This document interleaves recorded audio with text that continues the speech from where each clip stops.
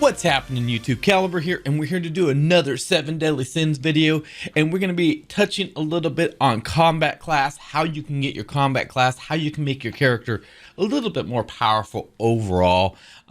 Just a little bit of everything on there, some tips and tricks that I have learned along the way. Don't forget, you can follow me on the banner above here. You can hop over to my live stream every Tuesday through Friday, 6 a.m. Central Standard Time to 12 p.m. noon. And you can hop in there, ask any questions if you want. You can hit the comment section up on this video, or you can hop over to my Discord and ask some questions. We got a very huge community on the Discord. We play quite a few gacha games on there. All right, so combat class is a deciding factor when it's a team-wide thing on who goes first on combat class. There's a few other things I want to talk about on this. One of them is unlocking passives here. You have to have a combat class of 16,000 to unlock a passive.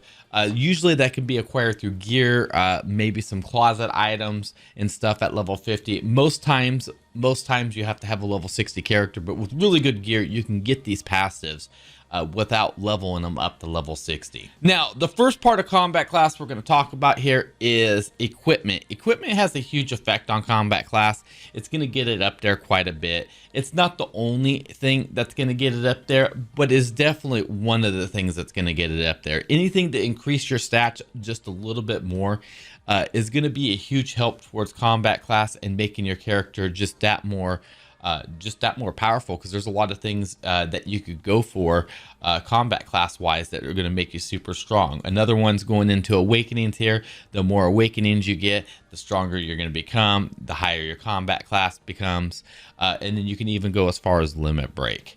Now, some of these benefit more than others. I will say this though, there is quite a few ways to pull off combat class for certain characters that are key. For example, right here we got Blue King. Blue King is a great unit. He works for PvP. He works for Red Demon. He is an absolutely solid unit.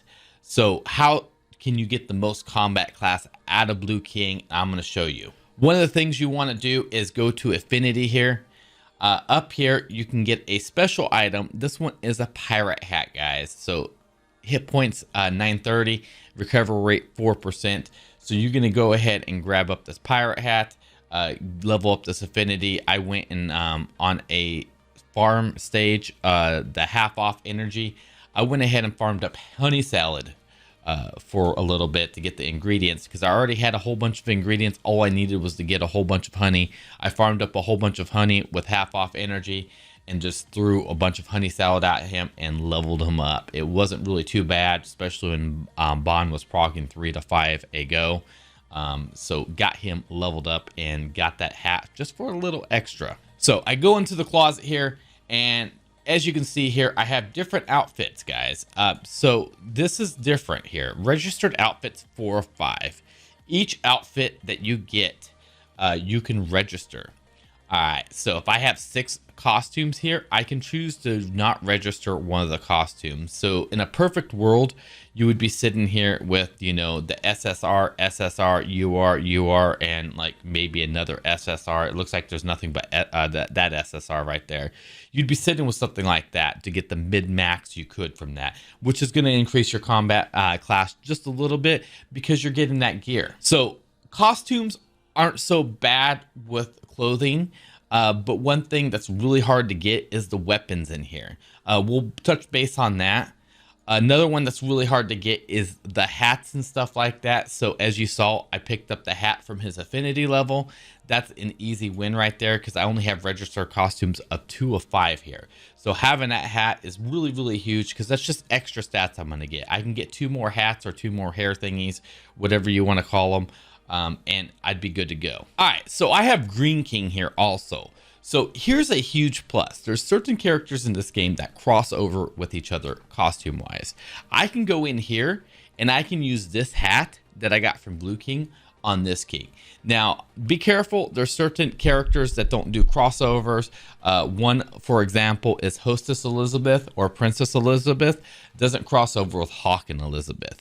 So just keep an eye out for this next trick I'm going to show you. All right, so my current goal right now is I'm going to get this spear. All right, this spear is going to be twofold good for me, because once I get this spear, it's going to increase my attack both for Green Fairy King and also Blue Fairy King. Now, there's several different characters I highly recommend doing this with.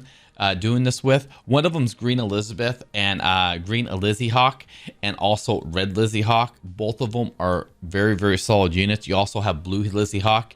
Leveling them up. So if you level a unit from SR to SSR, they get a new evolution. So we'll kick evolution here. You see how there's a skin right here? That's going to be a skin added to my inventory for Lizzie Hawk here, guys. Hawk and Elizabeth.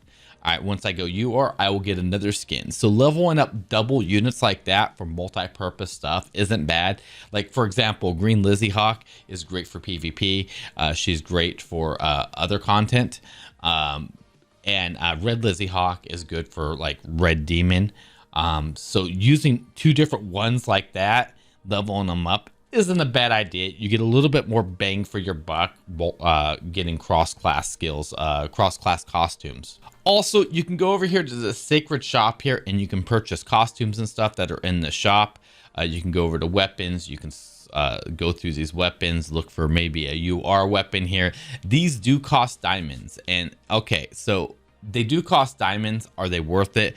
Honestly, I only purchased things in here that I got a multi-unit crossover with. Those are the ones I'm more tempted to go with, unless I'm like really focusing on a powerful unit that's going to be doing a ton of damage, something like Jericho or something like that. I would be more inclined to go ahead and get something for a unit like that. Now, just for your everyday unit, I don't think it's recommended, but do spend your diamonds carefully, and I would try to get more bang for your buck using multiple units that you can use the same outfit. I actually don't have one of these up right now, but we have pop-up shops. You can go to a pop-up shop, and sometimes they have items in there. They have items for a cheap price. The SR and the SSR items are sometimes they're gold. The UR items are always diamonds, so that makes it a little harder to get those ones. But what you can do is you can come in here into the pop-up shop. You can turn around and look at some of these items. You can spend some of your hard-earned gold on that if you would like. I do recommend, if you are going to buy something from the pop-up shop, I would just go ahead and I would do the demon in that area, get your 20% discount. I'd also take it a step further, guys, and I'd go over here to the donations. If you pop off a donation here, you can get yourself even another 20% discount. I think this only works for towns that are maxed out. I'm not 100%. Yeah, so if you donate in a town that you're maxed out to, I believe it's the town you're maxed out to, you can get a gold item discount, 20% for all items purchased with that. It actually stacks with the the demon buffs too.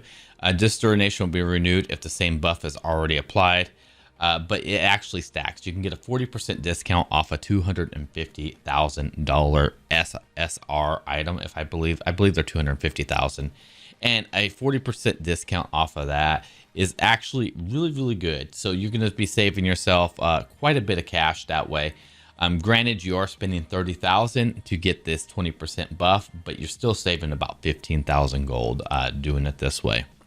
You also have something like this, herbs and strawberry combo, lots of foods and stuff like that that can give you 10% combat class, which isn't too bad to use, especially if you're trying to get a heads up on the enemy. You don't want them to go first. You can pop this combat class and just get a little bit of an extra edge on them. Hopefully this video helped you out a little bit and gave you a better idea of how combat class works, what combat class does, how combat class can raise your power. Just looking at some of those affinities and stuff, trying to get some of those things maxed out to make your characters just that much more powerful. It just goes a long way. One of my personal goals, I'm going to be working on Green Lizzie Hawk here, Red Lizzie Hawk, and also Blue Lizzie Hawk whenever I get her, to try to get myself all their affinities leveled up, for I can just have her just that much more powerful. Have a super strong red, super strong green. Even though you can't take them together on the same team, you're going to use them for different purposes, and that's not a bad thing, especially when you're going to get your combat class a little higher and hit a little bit harder. So with that being said, go ahead and hit that like button, guys. Go ahead and hit that subscribe button and turn on those notifications. I really appreciate all the love and support, guys. You guys have been amazing watching these videos and supporting me playing this game, and I'm just having a blast with this. So guys, thank you so very much. You guys are amazing. We're about to hit a huge milestone pretty soon. So from the bottom of my heart, thank you guys so very much. You guys have a great day.